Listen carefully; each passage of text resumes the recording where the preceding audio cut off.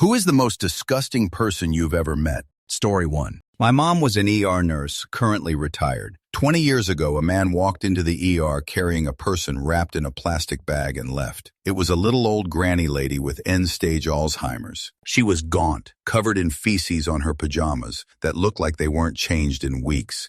She didn't have a diaper on, but should have. She had bed sores full of maggots going to the bone and no teeth. Her body was curled up in a fetal position. She was very far into sepsis from both her bed sores and an untreated UTI. The smell was awful, like poop and decay. She couldn't speak. All she did was moan and cry as she was examined. This poor lady was bathed and given pain medicine to make her comfortable. My mom sat with her as much as she could until she died a few hours later. Nobody knew her name or anything about her. It was so sad. My mom tears up every time she recounts this story because it is one of the cruelest things she witnessed. The little lady wasn't disgusting. The man who abandoned her to die with strangers was. Judging by her condition, she was neglected for years, but I don't know if the man who left her there was ever caught or prosecuted for it. I hope he was. Answer. I've been caring for my mom, who has Alzheimer's, for 5 years now. She's at end stage. She was a nurse for decades and pleaded to never go into a nursing home. So she's dying at home and I'm caring for her. It's so fudge hard, physically and mentally. But how can I do anything else? She deserves dignity and comfort. And one day it will end and she won't be here. What a privilege to be trusted so much when so vulnerable. As hard as it is, it's worth it. Story 2.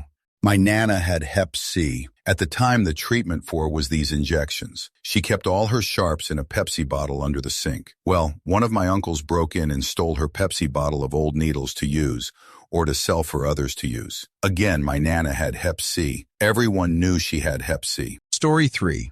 When I worked at the Walmart in a piddly little Missouri town, no other jobs around, of course, an older woman and her middle-aged daughter came in, looking at electronics and eventually needing help. Daughter was on a mobility scooter, but mom was walking around on her own 2 feet. Daughter smelled off, just like she probably hadn't taken a shower in a bit too long and likely lived in a house with not great cleaning standards. But I figured, hey, if she's in a scooter, she probably has some difficulty getting around and taking care of things. So I let it go. Then mom sauntered up. I am not exaggerating.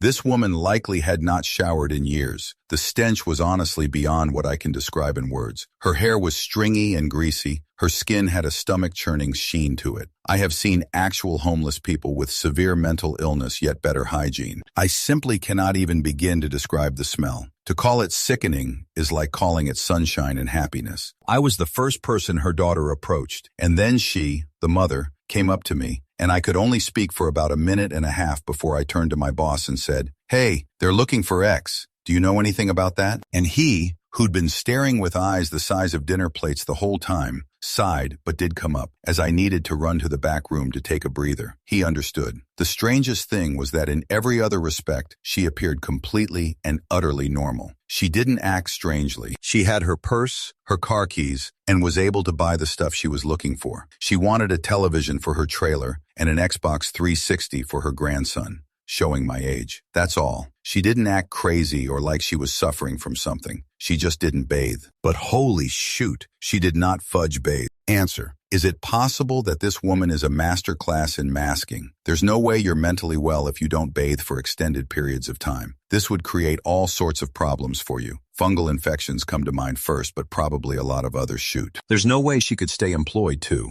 Or at least I can't think of a job where that would fly. Story 4. My mom. When her new husband, my dad, was caught molesting my sister, the county took my little sis into foster care. The judge said if my mom wanted to get her back, my dad had to move out. My mom said no, and my sister grew up in foster care from age 9 until 18. My mom told everyone she kicked my sister out because she was using substances. Answer. It's sadly common for women to choose the abusive man over their kids. I saw it a lot when I worked in the foster care system. Many times it's because the mother was SAD as a child, and that kind of abuse became normalized in her mind. It was always very hard for me to deal with those mothers, even though the child's case file would detail the mother's abuse as a child. I'm sorry you and your sister had to go through such trauma. Did you have to live with your mother when you were a child? Story 5. I'm in the Navy. One deployment. A fellow sailor was bragging and laughing about paying for an adult worker, and then deliberately unloading diarrhea on her face during intimacy. I stopped talking to him, but several tours later I haven't forgotten how disgusting he was. Answer: I had a first-class petty officer who I quickly found out was a swinger. He and his wife were, to be clear. Anyway, he was a bit of a weirdo, but that's all right because I like weirdos. Hell, I'm one myself. Anyway, if you've been in the Navy or any branch of the military for more than a day, you know that there are some serious fudge weirdos, man. There were a lot of them on board the Truman. Story 6. An old coworker. Never showered. Picked her nose so much she'd get them smeared on her keyboard. So gross about it that she earned the nickname Booger Lady. She was eventually fired after she got multiple ringworm rashes and didn't treat it out of sheer laziness. She didn't even care that it was contagious and found it funny, then told everyone that it was a perk of being a dog mommy. Story 7. My former sister-in-law's younger sister. She lives in a basement with her dog that she never takes outside. He pisses and shoots all over her floor, and she'll just leave it there for days. She leaves old food, drinks, plates, and dishes on that floor as well. She'll leave it there after it goes rotten or moldy. She has terrible personal hygiene. She almost never showers. You can smell her jerk, feet, and vag from a mile away. It's a combination of sour cheese feet, dry poop, and rotten fish. Indoors, her stink is unbearable, and she covers a wide radius when she's outside. She never cleans up after herself in the bathroom. She never flushes. She'll leave butt dust, menstrual blood, and just straight up shoot on the seat without a care in the world. The most fudge up thing is that she's married, and her husband is just as disgusting as she is. Answer: Jesus Christ, that's not a person. That's a biological weapon. You could drop her in Chernobyl, and the radiation would apologize. The CDC could study her apartment and discover new life forms and new religions. I guarantee her vacuum cleaner filed for workers' comp years ago. The dog probably writes Yelp reviews begging to be rehomed. If the city ever fumigated that basement, the mold would unionize and demand hazard pay. And the husband? That man isn't married. He's part of an uncontacted species that evolved to live entirely on rot and denial. You don't call 911 for that. You call NASA and tell them you've got a new planet forming under her laundry pile. Story 8. Back when I was in the office, we had a guy that every day for weeks would take a dump on the floor and toilet seat in one of the stalls. He would also wipe with his bare hands and smear it on the walls. The guy needed to be fired and to seek help. COVID hit soon after this, and luckily I never had to deal with that animal again. Answer: I worked in a manufacturing plant a couple of decades ago, and someone would smear poop on the stall walls. We were sure we knew who it was, but didn't have proof. Fortunately, the dude got fired for unrelated reasons, and then a few weeks after the firing, smeared poop showed up on a stall wall again. And that was the last time. After the last incident, and then the issue going away, we were never sure if we were dealing with the same serial poop smearer who finally gave up, or if the final smearing was a copycat crime. Story 9. I worked with a guy at a previous job. He was the quality manager. He was on his 7th marriage and struggled with adult content addiction and painkillers. He would bring up anal intimacy in job interviews and then pop some pills, go to his office and stare at the ceiling for hours. He once shoot himself. For his 7th wedding, it was vape-themed, and everyone got vapes as gifts and for all wedding pictures. We fired him. He went to be a corporate guy at Yankee Candle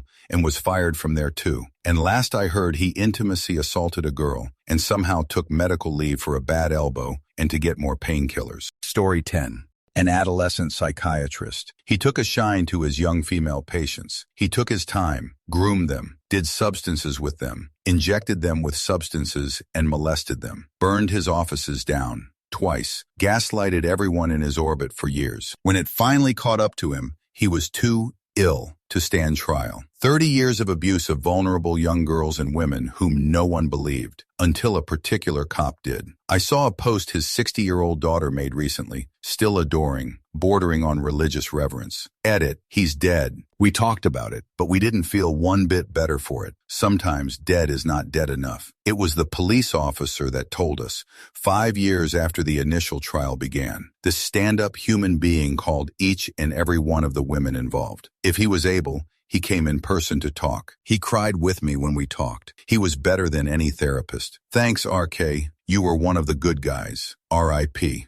Answer: this reminds me of my high school guidance counselor who groomed me, and once I was legal, he used to email me and beg me to join him at his ski lodge. He made me feel like I couldn't succeed in college without him. He tried to kiss me, and that was the last time I ever saw him. I went home and sobbed because he was like a father figure to me for years. Story 11.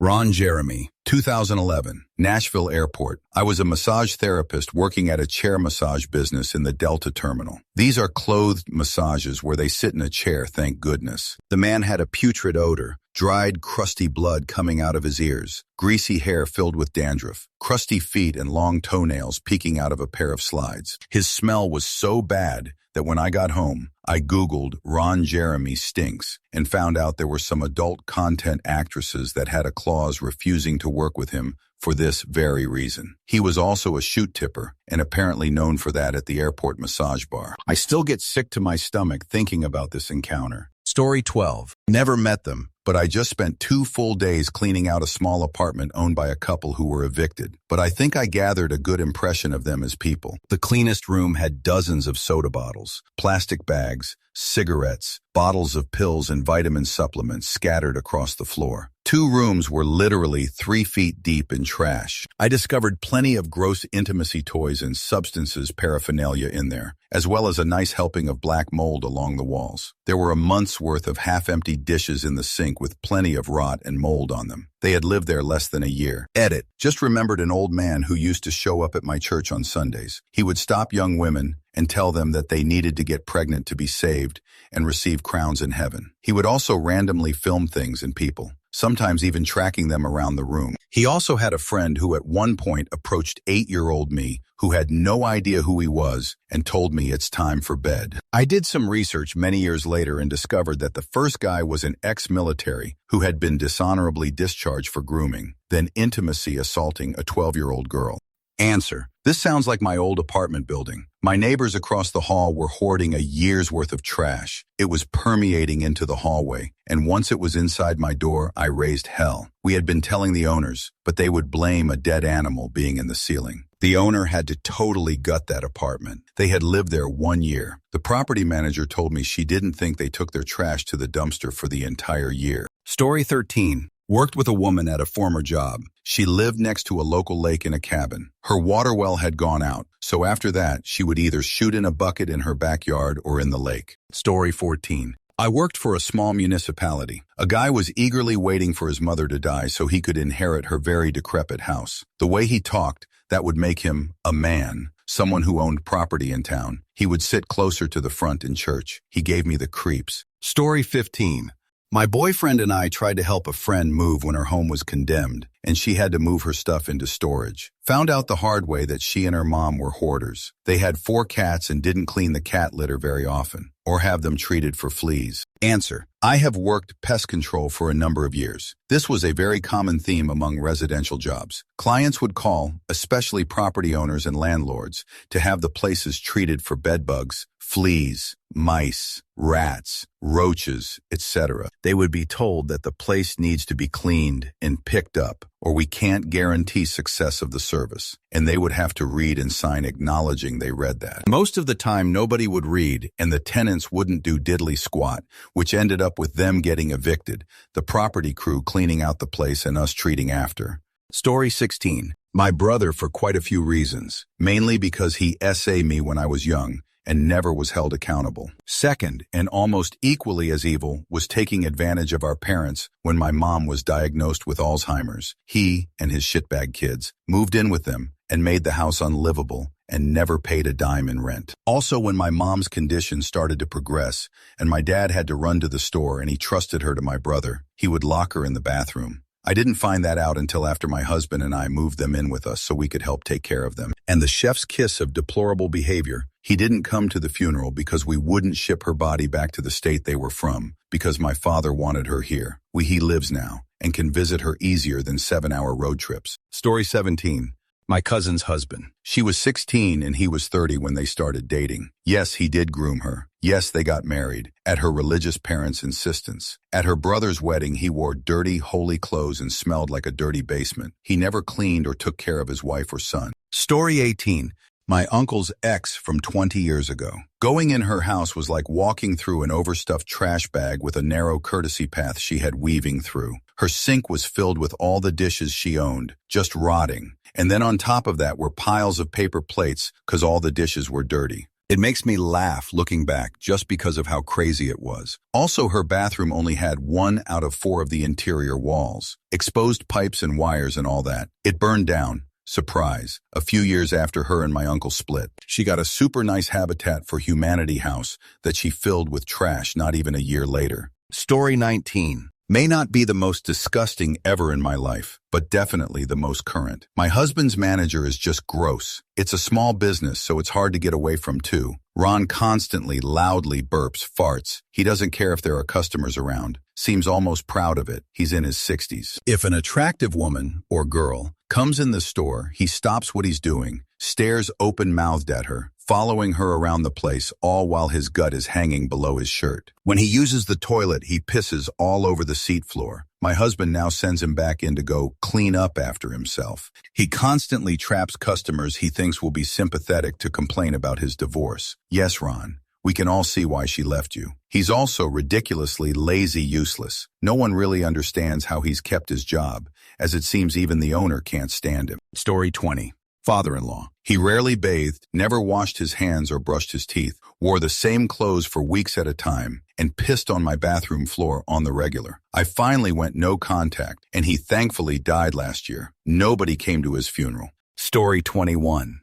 For part of middle school, I went to a small private school that thankfully no longer exists. The head of the school for my 7th grade year was a man I'll call Dr. S, and I just sensed bad vibes from him. He came across as arrogant, more like a sleazy salesman than an educator. That's because he was more of the former than the latter. At the end of the year, he suddenly left his role under very suspicious circumstances. He got back into the troubled teen industry. For those who don't know, the troubled teen industry is an industry built upon tricking parents of kids with behavior issues. They get the parents to send their kids to their expensive therapeutic schools in order to fix the aforementioned issues. In reality, those schools are often poorly regulated, with inexperienced staff and programs that more resemble institutionalized child abuse than education. Dr. S started 2 of these schools, one in Virginia and another in South Carolina. The one in Virginia is now closed, but the one in South Carolina still operates to this very day. This is despite the fact it has been sued multiple times for failing to protect their students from intimacy abuse, whether it be from a staff member or another student. From what I heard about Dr. S, this does not surprise me. One of the rumors of why he left his position at my middle school was that he slept with an underage exchange student who lived with him. I've also seen reports that he has the boys in his program sleep in his basement. Even if he never personally abused any children, which I doubt is the case, he still allowed the abuse of children to occur and profited from it. So yeah, he's the most disgusting person I've ever met. 13-year-old me was right about him. For more information, read this fantastic webcomic about the notorious Land School. It's now closed, but during its time it was arguably the worst of any of these programs. Story 22. My uncle was a pedophile and a scammer, an abusive partner to my auntie, one of those monsters that's all charm and knows how to get people to like him when you first meet him. Then the darkness starts to show, and he would just control, use, and abuse people. All in all, he was a bit crap. Cancer got him in the end, but I think by then, most people wouldn't piss on him if he was on fire, much less shed a tear. The saddest thing, really, is he left so many people blaming themselves for what he did to them. My grandparents never forgave themselves for not seeing the signs when he was first introduced, and one of my cousins who was abused by him was so under his control, her relationship with her husband nearly broke down at one point because she couldn't understand why he wouldn't let this monster have any relationship with their kids. Story 23. There was a dude that used to work at a smoke shop nearby me. We had some mutual friends and he would be at parties here and there. He was this giant dirtbag who was just such a piece of shoot. Some of the stuff he did was just insane. He had a friend of his take a series of photos of him sticking a lollipop up his jerk, wrapping it back up, and then giving it to a homeless guy. I'm convinced to this day that he got away with it because he could actually be pretty charming. When he was talking to you, he paid attention, but his delight in cruelty was just beyond belief to me, and I couldn't understand why he had any friends at all. Story 24. My uncle. He was a high-powered lawyer married to a judge. They were both evil. Anyways, he was estranged from my grandmother and my mom for years, until my grandmother was in the hospital dying and unable to speak. He swooped in and somehow managed to gain power of attorney out of nowhere. Wrote my mother and our entire family out of the will somehow, and sold everything my grandmother owned, leaving my mom with nothing to remember her by. My grandmother had intended to leave everything to my mom, except her car, which she had told me repeatedly that she intended to become my first car. That never happened. We didn't see a cent from anything that he sold, and didn't receive anything to remember her by. My mom was my grandmother's best friend and caretaker, and wasn't even allowed at the funeral. He didn't need the money. It was all out of spite. Story 25. Probably my older sister who essayed my younger sister and I. She was 15. We were 6 and 5. She's also, now unemployed, extraordinarily obese, doesn't shower often, and is a hoarder, the garbage kind, not the collector kind. I haven't spoken to her in nearly a decade, but I occasionally hear random news about her from my mom. Typically, she fell on the stairs or she got another cat kind of news. My younger sister didn't turn out much better, and I wonder if the essay had anything to do with that. Story 26.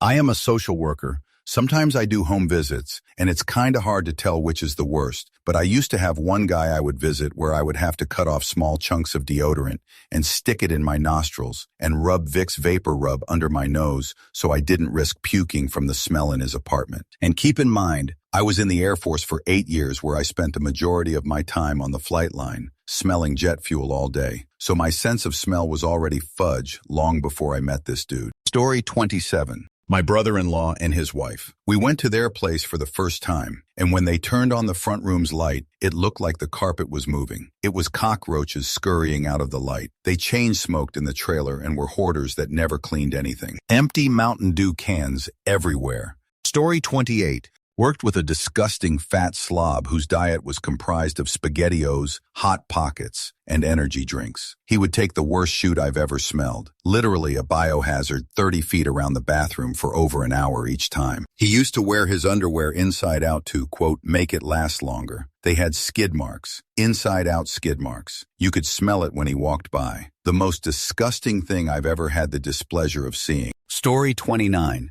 Guy in my building always smiled and was nice. My parents always said hello, and my very outgoing dad was very friendly with him. He was an old European man, and I think at some point his wife died. One day I was taking the elevator to my unit, and he was in it. He lived on a power floor. I said hello to him because my parents did. When the elevator reached his floor and he was getting off, he told me that I could come to his house anytime I wanted. He proceeded to hug me and tried to kiss me on my mouth. I didn't have enough confidence to scream and tell him no. I continued to skill and tried to move my face so that he didn't touch my mouth. I still remember his hands on me. I didn't tell my parents until I was an adult. I was more worried they would say I was lying. I was sure they would never believe me. I just made sure that I never went into the elevator alone with him ever again. Story 30. I had a college roommate for 3 days. He had been a roommate with a friend who had his fill of the guy after 4 days. Decided to be nice and take this fool off my friend's hands. Worst mistake ever. Chronic masturbator, nudist, adult content addicted, nasty guy. Did not clean up. Did not respect others or his own privacy. I don't think he showered during the 3 days he was in my room. Cum everywhere. I think he only stopped to sleep and eat. Story 31. My ex. Every morning while I was getting our son ready for daycare, he would wank on the toilet to adult content hub in his phone, while simultaneously doing his morning shoot. After breaking up with him and confessing his level of depravity to my brother, we coined it the schwank. Story 32. My first college roommate, Allison. That bitch was allergic to bathing, addicted to intimacy. She told she had 15 abortions because she disliked condoms. Our dorm smelled like an abandoned Chuck E. Cheese. Then she would spray Victoria's Secret's Love Spell body spray to cover it up. To this day, that scent makes me instantly nauseous if I smell it on someone. Story 33. My dad. I always had an odd relationship with him. He was just a tad inappropriate on his end. At 15, he kissed me while drinking, exclaiming, "You always look like you want to kiss me." I ran and locked myself in my room. Hid that secret for weeks until my ma pried it from me. He was confronted that night. He broke out in full-body sobs, saying he had no memory of it and he'll never drink again. Guess what? He drank like it was water until the day he died. He died on May the 12th of last year, my mother's birthday. I had been very angry at him in the last years of his life, not because of what he did to me, but because of how he treated my mother. He treated her like she was lower than him. If you ever heard the song, Labor by Paris Paloma. That's how he was. Now, back to the heart of the problem. He was inappropriate with me. After he died, I started thinking back to when I was a child. I decided to call my eldest sister one day. I asked her if our dad was inappropriate to her or towards our other two sisters. She said yes. He used to play bathroom games with her. I dislike that man so goddamn much. I kind of wish he was still alive so I could punch him in the defibrillator. Sorry for the book. It's been kept in. Story 34. Knew a guy who had a difficult time cleaning himself. No physical limitations or anything like that. He just didn't. He very openly talked about how he went to Vegas once and paid for an adult worker, but she didn't want to do anything with him because he smelled so bad. I'm not sure if he was proud of that or if he would tell the story to see if anybody would back him up as if she was the problem. A lot of people would call him stinky behind his back, but he seemed like a pretty nice guy if you look past the sensory issue. Also, none of our co-workers ever wanted to be near his work van because the smell embedded itself into the seat fabrics. So if there was ever a day that he didn't work, they would say something was broken on it, so they wouldn't have to be consumed by a Chevy Express Dutch oven. Story 35. Not sure. Met someone a few times who was eventually sentenced to the most consecutive years in prison in our state's history. Prolific serial rapist. Or there was my BFF's BF in high school who was essentially a cult leader and went on to attempt to take down his parents. One survived. Probably the BF. Of the two, he scared me the most. Story 36. My great-great-grandfather. It was 1914, and they were living in America, and my great-great-grandma got homesick, so he sent her back to Italy for a year. Turns out she was sick because she was pregnant with my great-grandmother. That man didn't send money for them to come to America for 10 years, even though he could afford it. There's a very high chance he started a second family in America during that time, and just for some reason never sent money for his wife and daughter to return home for a decade. Story 37. Physically. When in basic training, we had a guy who refused to shower. There was a situation where he left his locker unlocked. People go through the barracks during the day to see if they catch someone doing that, so they can throw their stuff all over the place. Our lieutenant, base level officer, came through, found this guy's locker, opened it up to handle the mistake, but it was so gross smelling. Instead of touching his stuff, the LT took the lockers on the left and right, which were locked, and dropped them on their faces. When our training was done that day, we got fudge up so bad, they made us exercise to the point where half of us were puking. Told us we'd do that daily until this guy fixed his issue. Story 38. My sister's friend was a true gutter punk. He smelled so bad you could tell he was somewhere hours after he left, even outside. He got in a huge fight with my sister because she washed his clothes when he was out one night. He said she washed the high out of them. He made Gigi Allen look like a nun. Gutter punks are pretty fudge gross. Story 39. A murderer. My mom's best friend was dating a guy. He came over to our house because we threw a pool party, and we invited my mom's bestie and her BF. My mom's best friend dumped him sometime later. He showed up later at her house and waited for her to get home. When she got out of her car, he chased her down and shot her in the back of the head when she was banging on the neighbor's door for help. He couldn't handle being dumped, so he take down her. Story 40.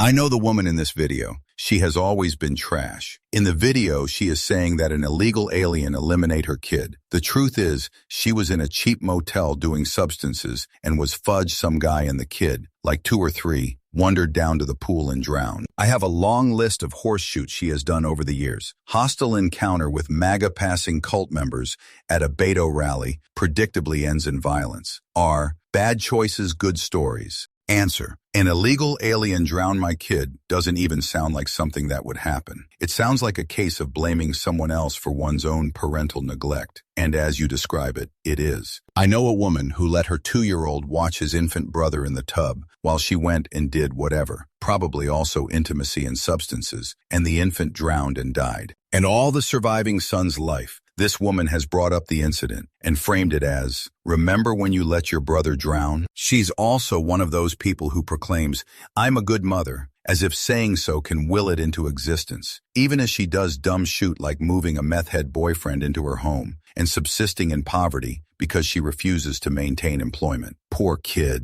Story 41. A guy who I worked with like 20 years ago. First he reeked like B.O. It was so bad. He had a picture of a Thai girl in a barely there bikini as the background of his work computer. He would talk all the time about being a intimacy tourist in Thailand. One story was about how the cab driver in Bangkok was talking about how his niece Would love to meet him. I said, you know she was probably trafficked, right? I highly doubt she was his niece. He never talked to me about his trips again. I did overhear talking to other people about how bad Canadian girls are, though. Story 42. My dad had a college friend they called the Beast. He lived in the dorms and didn't shower or brush his teeth or do laundry. Like, ever. Once every few months, a group of 4 guys would clean him and dress him by force before his parents came to visit, because they threatened to withdraw him from school. They would literally hose him down and scrub him in the communal shower while he screamed like a dying animal. I wonder what kind of mental illness the dude was struggling with. Story 43. A friend of mine was at IHOP with her childhood friend and his dad. She texted me, asking if I wanted to stop in and hang out for the night, since they'd be going back to their house after. I was in the city, so I met them at the IHOP. Her friend was definitely an off-putting guy on his own, and everyone who has met him said that he gives off unsettling vibes. But she didn't ever seem bothered because she's known him so long. His father was a textbook creepy fat slob of a man. He's like the offspring of Jabba the Hutt and the Crypt Keeper. The too small wife-beater tank with stains was what pulled his look together that night. My friend and I are chatting when he adds, unprompted and off-topic, that if you're a woman and you let a man pay for your meal and then have intimacy with him, you're a intimacy worker. You're a adult worker. We gave a brief pause before uncomfortably resuming our conversation. It was really fudge weird, and I completely understood that night why her childhood friend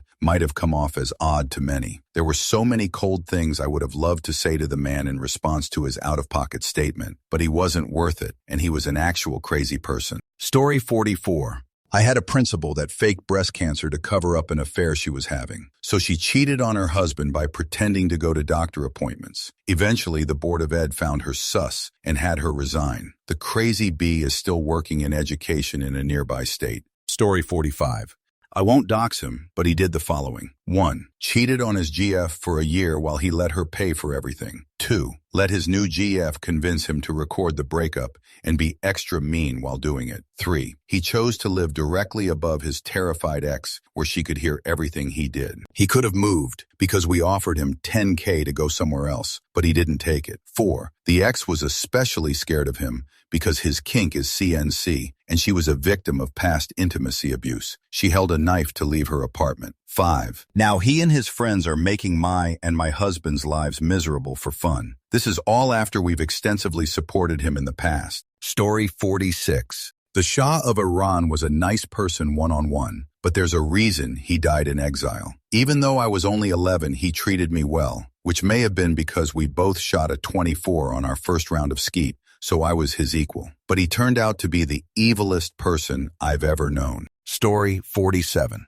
Local politician who's in favor of banning books in the schools, and with absolutely zero experience or degree of any kind, is the Minister of Health. Said person is very religious and has a bunch of kids. They are pushing for privatization of various facets of our government-funded healthcare in order to line their pockets. I'm in healthcare. Irony, I know, but they were the education minister at the time. And everyone is treated the same, regardless of how disgusting they are as a human being. This person pushed through a curriculum that taught grade 2 or 3 kids that non-Christians are others, despite the long history of other religions and groups in the area. Glossed over some atrocities as well. This is for both public and Catholic government-funded school. Story 48. Hands down, Andy male body part. I was going to NY favorite bar to meet up with some of my friends. They texted me saying that he was there, and I just thought they were being facetious about a similar-looking patron. But lo and behold, who should be sitting beside their table other than the infamous Andy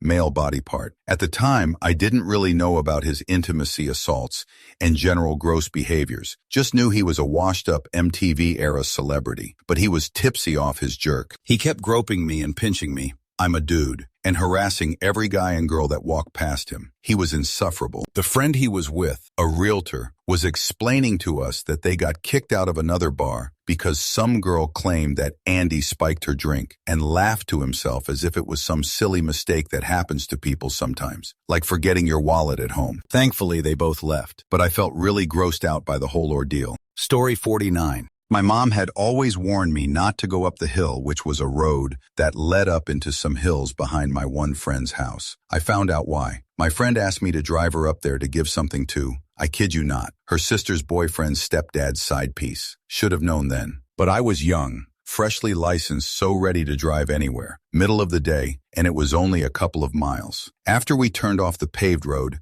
she directed me to what once could be described as a house. It was mostly a heap of siding and garbage everywhere. Bits of furniture, car parts, looked like something out of a TV show or movie. I did not see any electrical lines to the place, although there were electrical lines running just a few feet away. I asked if she was just squatting there and was told, "Nope, this is the family homestead. She just doesn't keep it up." My friend refused to get out of the car and kept telling me to honk the horn. She said we were not allowed in anyway. Eventually, a creature came staggering out, staggering because she was tipsy. At 11 a.m., I could smell her from the car with all windows up. Adult beverage, BO, and frankly, the unmistakable smell of passing came wafting off her. She came up to the car, and frankly, I started gagging. It was that bad. I could not even understand the words coming out of her mouth. That is when I realized she had a gun. She started waving it around, drunkenly yelling at us, until my friends started screaming, "We were here to drop off this thing," don't even remember what it was now, from her niece. She came closer, acting nice, and then sedanely started shouting at us again. My friend yelled to start driving, and she threw the item out the window. She staggered after us, shouting and waving the gun. When I mentioned the lack of electricity, my friend said she also didn't have any running water. This was not really a rural area. Apparently, the whole area on this particular hill was like this. Maybe 5 families. You don't go there because they don't like outsiders. Story 50. DC lobbyist. I was pregnant and hanging with family at a park. He was there with his kid, and I was watching my nephew. He started talking to me. I asked what he did. He rambled on about going to law school, but not wanting to be a lawyer because he didn't want to burn in hell. He was not kidding. Then he told me he became a lobbyist instead. I asked what he lobbied for. This MF said, "Whatever they pay me for." Story 51. I love him, but I also wish I could go back in time and stop him from meeting my sister. Brother-in-law. Ex-brother-in-law cheated on my sister with 10 women every time she was pregnant. Didn't come to light until after the kids. They separated for a minute while he went to therapy and this and that. I'm 10 years younger, unfortunately, or maybe I would have done more. Anyways, a year or two after reuniting, me and my wife and sister and him went out to a casino. He went off on a drunken rant, calling her the worst things you could say to a wife. My own drinking issue accelerated the situation, and the my Marine Corps developed mentality kicked in, and I tried to change things. She cooled us both down, but it ruined the relationship for a long while. I begged her to leave him and told my own father that he had to go, but everyone just dismissed it as tipsy arguing. Rachel that night told me accidentally that he had pushed her down in an argument over the house being a mess from a dog. She was so depressed. Still, nobody listened to me. After this, he apologized, and she wanted me and him to get back to being friends brothers again, but I just couldn't. She had been having issues for a long while with her health, and no doctors would really listen to her, even though she was a 12-year RN and charge nurse for LD. Every blood test showed 18 white blood count for months. Eventually, she started to get worse, and the family friend doctor told my dad she needed psych help. I had just gotten married and was in the honeymoon phase of my marriage. We were spending all our time alone together, and I started to get annoyed how my sister would just come over uninvited and sleep on my couch and just not leave us alone. I knew she didn't feel good, but I thought it was just because she quit taking care of herself and was depressed. She had bipolar disorder as well. Started pushing her out of my life. Wife got pregnant, and I didn't tell her first. That devastated her. I should have told her first and forgave bro-in-law. On Christmas that year, we were all at my parents', and she was sick, 104 Fahrenheit. Couldn't have a BM and was treating herself essentially. She waited as long as possible to go to the ER because she loved getting the family together and making all of the kids happy. Bro-in-law told her that day she was a hypochondriac and to quit wasting all their money on ER visits. 3 months later, I'd normalized a distant relationship with her. The only time in my life I didn't talk to her on a daily or everyday basis. Well, she got really sick. I didn't call her or text nothing that. She went to the local hospital and next day was life-flighted to an ICU. I was taking finals that day, and by the time I got to the hospital, she passed. If you read this, I appreciate it. Never written it out. I don't care what people say regarding women in abusive relationships. Don't let them figure it out on their own. If you are a brother, don't be weak and fail like I did. Man up and do whatever is necessary. Story 52. I used to be a cable guy, and there was a house that I ended up at a few times a month. The house belonged to an old man who I'm pretty sure wasn't aware of what was going on around him. His son would order a cable box for his room and have the bill go to his father's account. The daughter would get mad at him and call me back out a few days later to remove it. This went on for years. That house was fudge awful. Puppy pads everywhere stacked on each other. Literal shoot and piss everywhere from the dog. Food, trash, and bugs everywhere on the floor. The smell was horrific, and our cable boxes always were covered in something when I picked them up. I bought a giant Germ-X bottle just for that house. Story 53. There used to be this regular in a bar I worked at in college named Stevie the Gimp. Guy had scoliosis or similar, plus a sort of general Quasimodo demeanor. But besides that, the guy was an utter jerk. Complete lack of personal hygiene in any way. Breath could knock a buzzard off a shit wagon, and reeked of ancient BO and shoot. Really, shoot. He was a close talker and a woman harasser, and all around one of the worst assholes I ever had to shut off on a regular basis. And the only I ever honestly considering correcting with the baseball bat we kept under the register. Story 54. My roommate, who I thought was a BF for over 35 years, now former roommate, has never worked a real job, played off people's sympathy, fathered kids, and moved back to CA, leaving the mother so he would get more money from SSI. Didn't shower in the last 8 years that I lived with him, etc. He's the guy you give the shirt off your back, literally, and when the moment sweets him, you get the knife. Have known this guy through a lot of stuff, and all the friends he has made eventually get it. He has been in a hold pattern because he thinks he's going to inherit his dad's money. Follow your gut with people. It's like these women that marry serial killers. In the last year, I have had a wake-up call about a lot of people I have befriended. A handful of wonderful people and a truckload of shootheads. Hindsight. Story 55. In person, it has to be Trump. Met him on the slopes at Telluride Ski Basin around 1990. Top of mountain, he was busy drawing attention to himself. There were 6 or 8 of us. Came off as a slick and dishonest used car salesman. Absolutely no reason to lie, and yet he was. Story 56.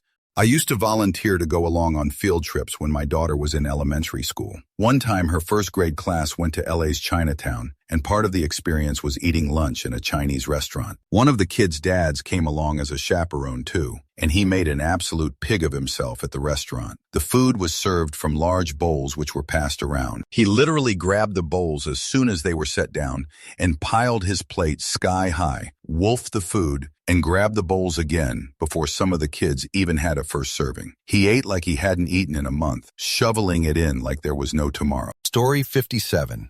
Last week, the app we used for work scheduling lets you see people's phone numbers, and they, yes, it was like 3 people, decided to harass all the girls working there by sending explicit and threatening messages. Turned out all 3 were registered child touchers, and it was crazy. One of them sent out pictures to a coworker, and it was bad.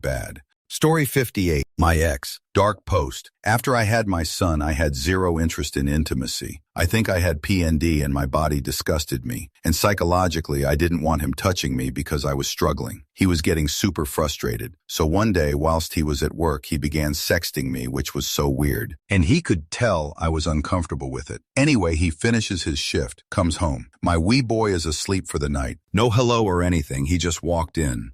I went to give him a cuddle as usual when he was home, but instead he dropped his pants and pushed me down and made me give him oral intimacy. Tears dripping down my eyes, thinking in my head, what can I do to make this be over quicker? He grabbed my head and pushed, and after what felt like an eternity, it was over. In my mouth, feeling like I was going to vomit. He went for a shower and sat on his Xbox, and nothing was ever said. I've never felt more disgusted in myself in my entire life. Story 59. My ex. 1. He used to fart all the goddamn time. Everywhere, unashamed and loudly. He'd literally lift his leg up like a dog and just rip one, often after intimacy and even under the covers. 2. He ate like a trash can. No chewing, all swallowing. Sometimes when he did chew, he'd open his mouth wide and show the contents to me or his friends. The food would get stuck in his beard and he'd just let straight egg yolk drip and wouldn't wipe it until he finished. 3. He'd tell me, in full confidence, that he could get away with takedown if he had to, because he's thought about the plan before. 4. He used to grab my love handles whenever I put on a couple of pounds and say, ooh, so squishy, more cushion for the pushin'. Big old titties. My BMI has always been 17. He also used to comment on women who were very noticeably petite or gaunt, that they're so tiny. During phases where I wasn't eating much, he always would say, I could just break you in half. 5. He was half white,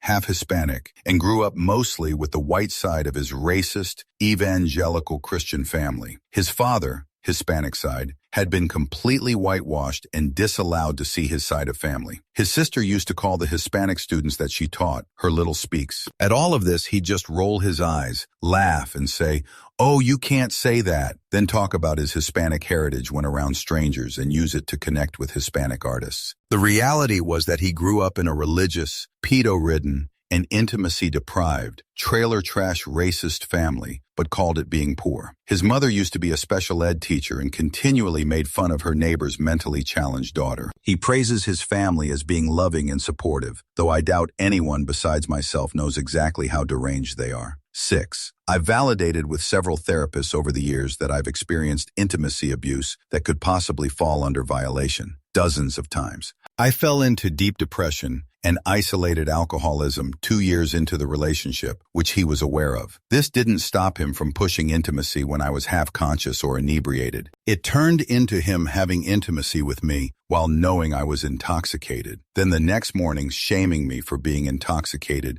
and ghosting me for days while telling me to do some self-care. 7. He listened to Joe Rogan podcasts for hours each day, then proceeded to integrate every episode into his personality as part of his knowledge and talk down to his friends using what he heard. 8. All of his friends were younger than him. He surrounded himself with emotionally immature and young people and their siblings, and make them feel important by having them do physical labor for his artistic work while he shoot-talked all of them to me. 9. He used to high-pitched giggle when I touched his male body part and didn't know how to put on a condom. 10. After years of supporting his dreams, his career, all mentally and physically and financially, he ghosted me post-breakup. In fact, I didn't even know we had broken up. In the aftermath and years since, he's told people about my childhood trauma, my mother, my personal struggles, dragged my name across the board to silence anything I'd say about our past. I've never shared any of this to anyone except for my therapists over the years, and now here. 11. He's never given me a gift that wasn't something he already owned. His final text message to me was asking for a vinyl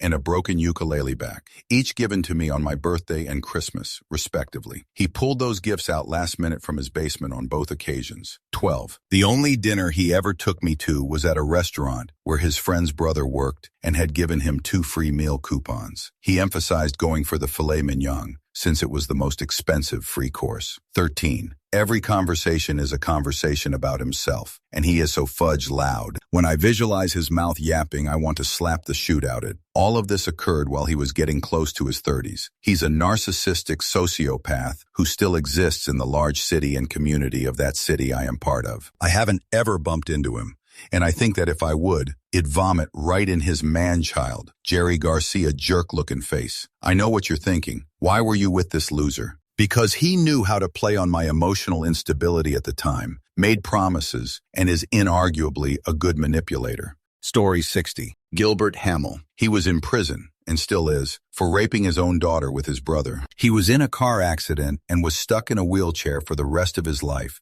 and would sit there with his arms crossed across his chest, looking at the other inmates with contempt, like they were a bunch of scumbags. There were others who were just as shoot, but I had a special disgust for him. The other chomos that I knew were also shoot, but he was the bottom of the turd. I don't wish passing on anyone, but if he were to receive the same treatment as the singer for the Lost Prophets, I wouldn't be saddened. Story 61.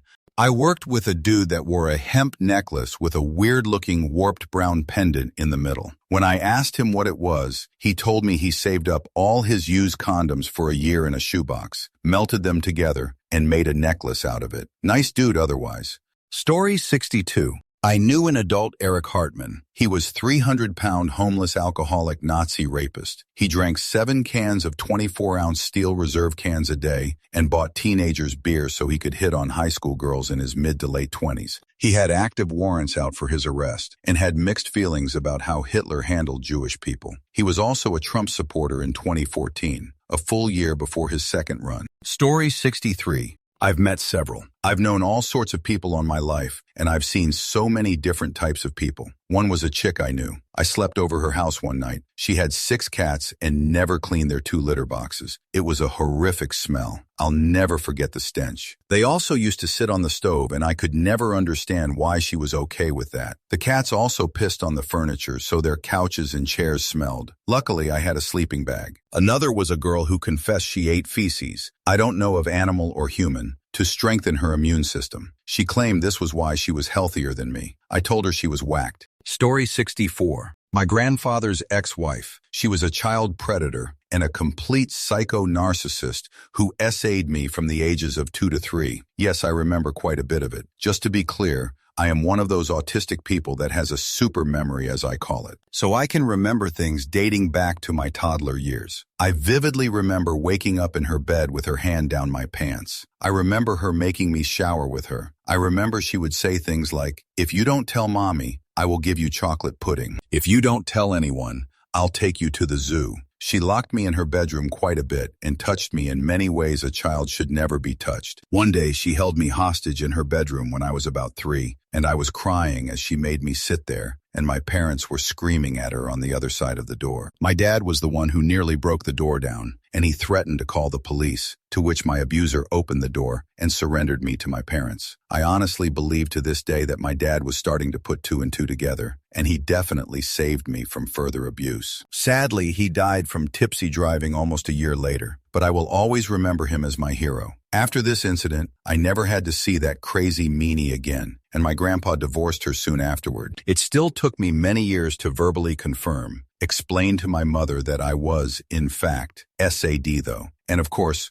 right when I came forward about the abuse, years after it happened, my abuser conveniently had to die from some illness, so prosecution wasn't an option. As an adult, I still carry the emotional scars from what this woman did to me, and it really messed up my childhood and teenage years. Fudge you, Darlene. Story 65. I worked with a school bus driver who was absolutely repulsive, not only in appearance but in demeanor as well. He was like an American redneck version of Barry Humphries' character, Sir Les Patterson. He was a gross, slouching, unshaven man who wore his outdated glasses down on his nose. His voice was a sleazy half-growl, half-whine. He had a permanent leering expression and was always ogling women, co-workers and students alike. His hands were brown with grime. He chewed tobacco on the bus, against the law, I believe, and spit it out the door, so there was a brown trail of tobacco juice on the front of the seat by the door. He finally got fired after he drove over a railroad track without stopping to check for a train. Story 66. Childhood friend. He used to pull down other kids' trousers, boys and girls, in front of others, then make jokes. If you went swimming, he'd take your towel as you dried yourself and again, make jokes. Nobody liked him. Last I heard, he was in jail for attempted takedown. Story 67. Miss Pearson's assistant vice principal at Drew Middle School. I had 2 boys rip my shorts down in shop class and groped in front of everyone. It was the 1980s and a very different time. There was no understanding of assault. That meanie blamed me for it, said I shouldn't wear pink shorts and I was asking for it. She belittled me for over an hour. I'm in my 50s now, and it took me a long time to realize how utterly fudge up that was to do to a 12-year-old girl. Fudge you, Miss Pearson's. Story 68. I currently work in hospitality for a cheapish place in the city center. I could regale you with stories of the substances addicts I've dealt with at reception, or the woman, also an addict, who threw a mug at another guest after accusing all of our staff members of being rapists, or the lady who didn't wash for a month. We had to deep clean her room and literally scrape shoot out of the fabric after kicking her out, or a bunch of other weird guys who've started trouble. However, what I'll go with was the guy I dealt with just over a month ago, who was the most pathetic, racist cunt I've ever laid eyes on. We received a warning from another hostel that he'd been kicked out for verbally abusing staff and had started a fight with the cops on his way out the door. Sadly, we'd already checked him in by this point, so my manager decided to let him stay after giving a verbal warning that he'd be immediately kicked out if a single complaint was raised against him. The very next day, I received complaints of him insulting French, Indian, and Argentinian guests, and he demanded a room change because there's an Indian guy in my room. Another member of staff brought him to reception and asked me to remove him from the premises after he mocked her personally. This absolute specimen didn't even try to deny it, but said that he could make fun of whoever he wanted because I'm talking privately on the phone, so who cares? As an aside, he spoke so loudly on the phone that half of the hostel probably heard him. I kicked him out and handed him an active trespass notice, which he balled up and threw back at me before he grabbed his crotch and asked if I liked it. He eventually left, but sent us an email the next day to demand a refund for unfair treatment and accusing staff of mistreating him because he is Chilean. I had the pleasure of responding to his email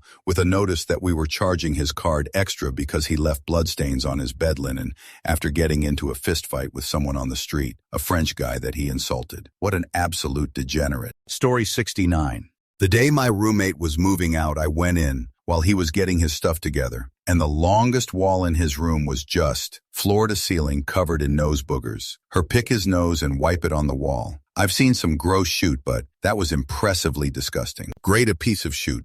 Story 70. I smelled her before I saw her, through 2 separate doors and a 6-foot vestibule. Tall, stocky, pale lady, easily over 6.5 feet tall, wearing a full-length fur coat and layers even though it was like July. Smelled like rotting garbage, rotting flesh, B.O., and something foul that I couldn't place. Smell could have peeled paint at 100 meters. She walked into where I worked, and when she walked up to me, I could see she was swarming with bugs. When she met my gaze, I noticed a tiny little bug work its way out of her fudge tear duct and scuttle across her right eyeball. I tell you, my customer service poker face was working overtime that day. She paid with a wad of moist singlets, took her purchase, and left. Took like 30 minutes before the store stopped reeking after she left. I don't know what her deal was, but I sometimes think about her and hope that she's okay. Story 71. My roommate freshman year of college, let's call him K, because his name started with K. K was a very smart guy, a computer science major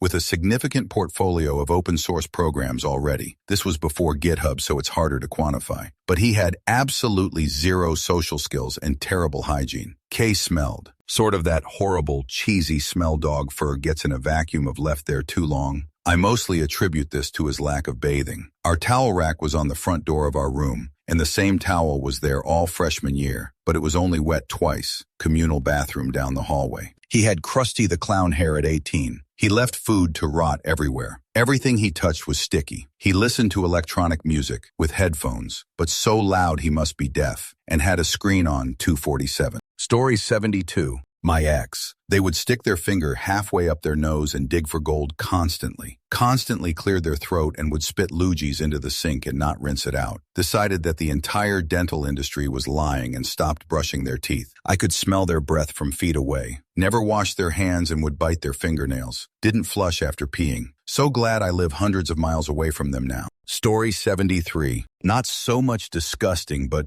creepy disgusting. It was my dad, friend, nice guy, but he'd say strange stuff. Okay, who doesn't? But his laugh just made me uncomfortable. He was down on hard times, so my dad let him stay with us. He had a recliner we set up next to the couch so he could see the TV. The thing was filthy.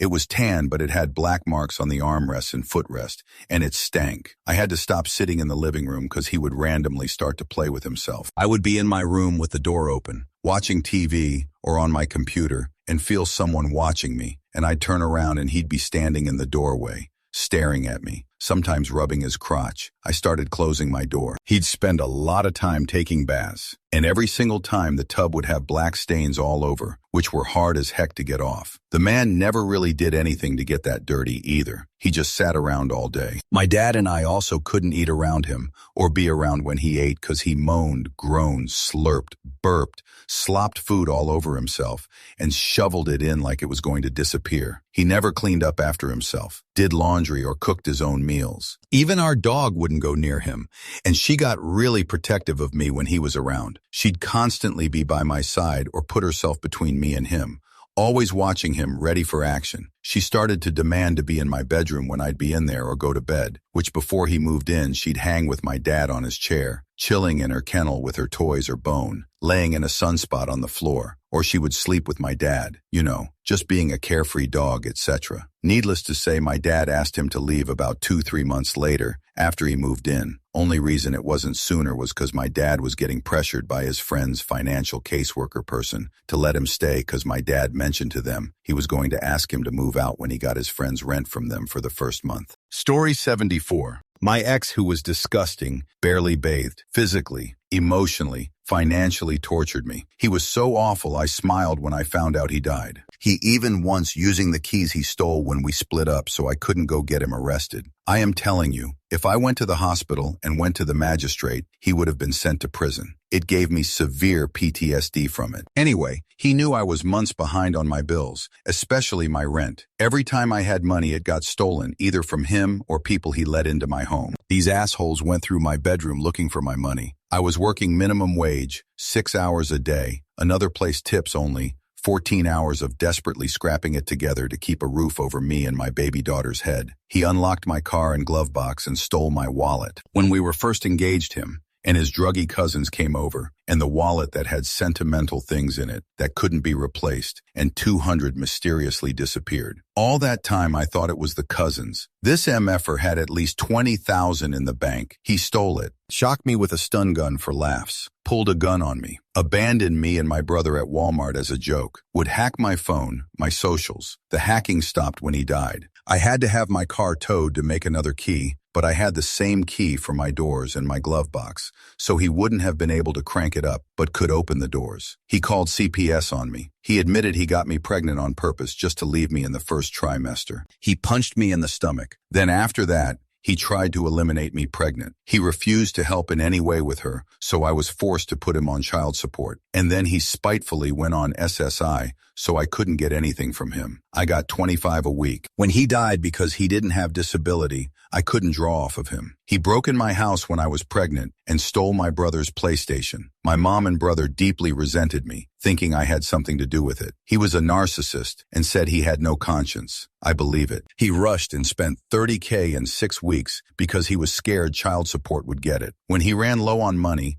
he snatched my engagement ring off my finger and got a refund. He would play these cruel mind games like, I have it, and if you act right, you can have it back. His favorite thing was to corner me, especially when we're alone.